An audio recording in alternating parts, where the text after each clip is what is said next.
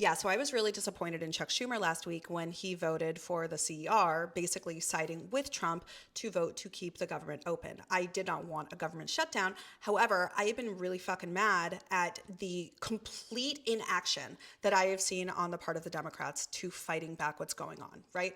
I've been really pissed about it.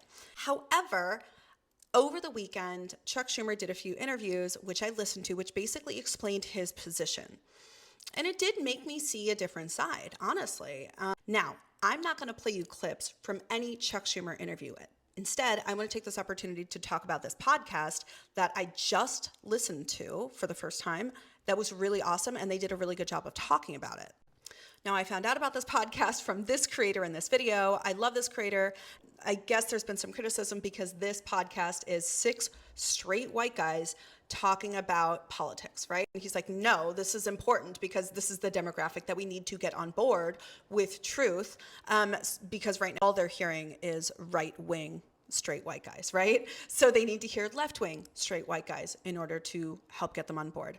I listened to this podcast this morning. It was really, really good. I'm going to play the clip where they're talking about Chuck Schumer and his decision to side with Trump and keep the government open. 100% right. Like if we had just said the government is too important and we're going to like keep it open, I probably would have disagreed, but I would have at least understood. This just feels weak. Yeah, the messaging sucked. It was terrible. Yeah. That I can agree on. I mean, I'm probably, maybe Chris will agree with me on this one too, but I'm one of the people who looked at this and said, I think it's actually a good idea to vote to keep the government open. I mean, Democrats have to understand the time to fight. I agree the messaging of what they're going to do could have been way better. And yeah, maybe they could have negotiated a little bit harder to try to like adjust a couple things, but there was nothing in this bill that was like, oh my God, we can't possibly have this. Like Social Security is not getting cut. Medicare is not getting cut. There are bad things in there, but these are the Republican agenda items that are going to be here, whether you shut down the government for a week or not. The thing that Schumer failed to message on, and what he should have messaged on, if the ultimate decision was going to be that he would not